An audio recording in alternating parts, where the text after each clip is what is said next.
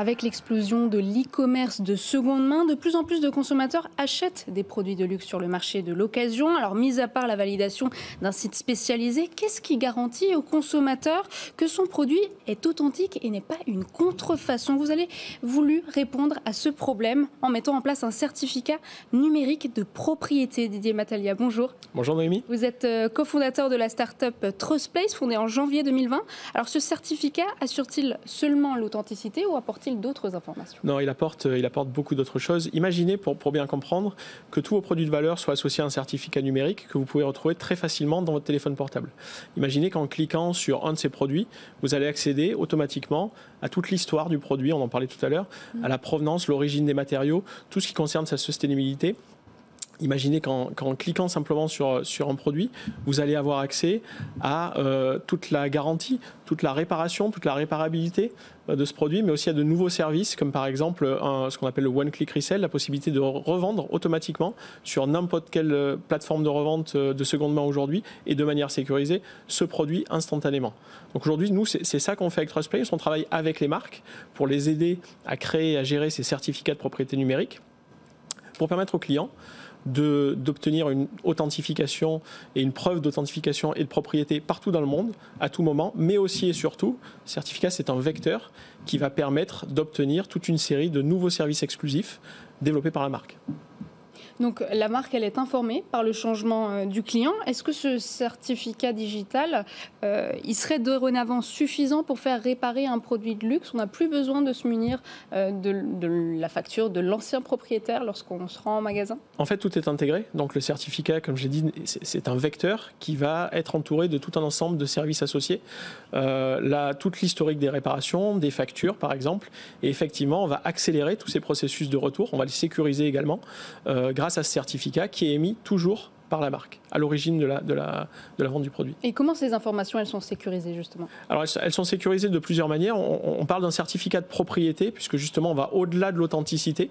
On va intégrer cette notion de propriété en plus du numéro unique qui est associé au produit, qui peut être aujourd'hui un QR code, une puce NFC, un numéro gravé. Et en fait, tout ça est sécurisé via une technologie blockchain. On n'est pas une société blockchain, on utilise la technologie comme un outil dans notre plateforme. Et c'est ça qui va permettre en fait de sécuriser cette combinaison entre le lien entre le produit, le propriétaire et d'autres éléments de sécurité qui vont permettre vraiment d'avoir un suivi sécurisé du produit et donc de tous ses propriétaires. Vous avez aujourd'hui 40 clients? Un peu plus d'une quarantaine de clients, voilà, principalement des marques premium, luxe, voire ultra luxe, avec un très fort développement ces derniers temps, notamment depuis la fin de l'année. Oui, d'ailleurs, vous êtes développé en Chine. Tout à fait. Vous avez dupliqué votre plateforme parce que la Chine, c'est un marché très important dans le luxe, c'est 40%. Exactement, la Chine correspond c'est à peu près 40% du marché du luxe.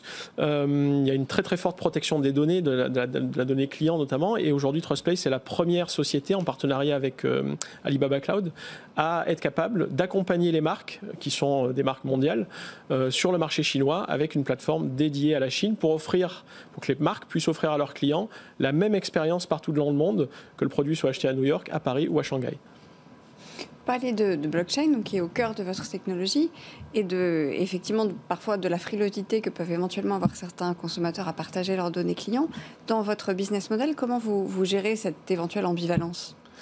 Alors, la blockchain n'est pas au cœur de notre technologie, c'est un élément qui est important, sachant que certaines marques nous demandent de ne pas utiliser la blockchain, ce qui est possible également, donc c'est vraiment un outil.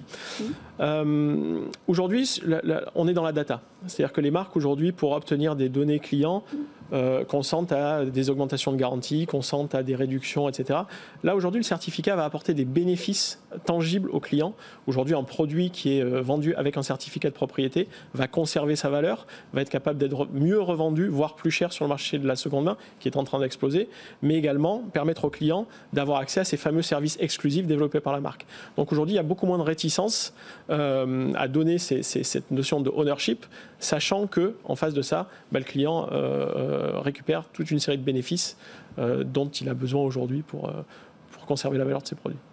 Comment est-ce que vous vous rémunérez? Est-ce que vous faites payer chaque certificat? Comment fonctionne votre modèle économique? Alors c'est très simple, c'est un modèle SaaS classique. C'est une plateforme SaaS avec un loyer annuel qui dépend de la quantité des produits certifiables par la marque. Et en règle générale, les marques démarrent par certaines catégories de produits, des SKU, les développent petit à petit. Les marques n'associent pas forcément à tous les produits des certificats, mais en tout cas aux principaux. Et nous, notre modèle est un modèle SaaS, plateforme tout à fait classique. Voilà, bien connu. Crossplace qui cible le marché de la traçabilité des produits de luxe est évalué à 30 milliards d'euros. Merci beaucoup. Merci beaucoup. Didier Matalia, je rappelle que vous êtes cofondateur de cette start-up. On passe tout de suite aux chiffres de la semaine. Focus Retail.